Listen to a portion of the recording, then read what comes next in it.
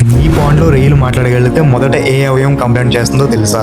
Hello everyone, my name is Prakash, welcome back my account. అదే hepato pancreas. రొయ్య శరీరంలో ఇది చిన్న అవయవమే కానీ మొత్తం ఆరోగ్యాన్ని ప్రభావితం చేసే పవర్ హౌస్. రొయ్య తిన్న ఫీడ్ను జీర్ణం చేయడానికి అవసరమైన ఎంజైమ్ తయారు చేస్తుంది. ఆహారంలో పోషకాలను శరీరానికి అందజేస్తుంది.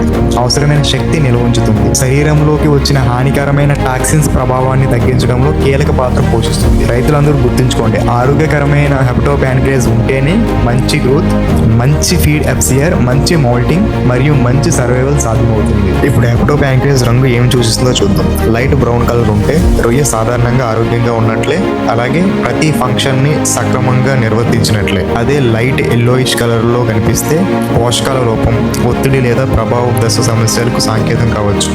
అదే వైటిష్ కలర్ లో కనిపిస్తే తీవ్రమైన బలహీనత లేదా ఇన్ఫెక్షన్ ఉండే అవకాశం వస్తుంది. ప్లస్ వైట్ కట్ కూడా వచ్చే అవకాశం కనిపిస్తుంది.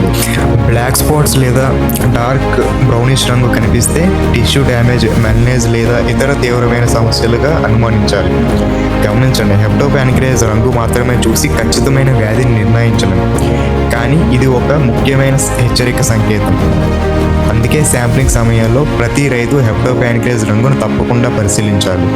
మీరు శాంప్లింగ్ చేసినప్పుడు హెప్టో ప్యాన్క్రియాస్ ఏ రంగులో ఎక్కువగా కనిపించిందని మీరు గమనించారు? మీ అనుభవాన్ని కామెంట్ రూపంలో చెప్పండి. ఈ వీడియో మీకు ఉపయోగపడితే మీ రైతు మిత్రులకు షేర్ చేసి ఇలాంటి టెక్నికల్ వీడియోల కోసం అకౌంట్ ఫాలో అవ్వండి.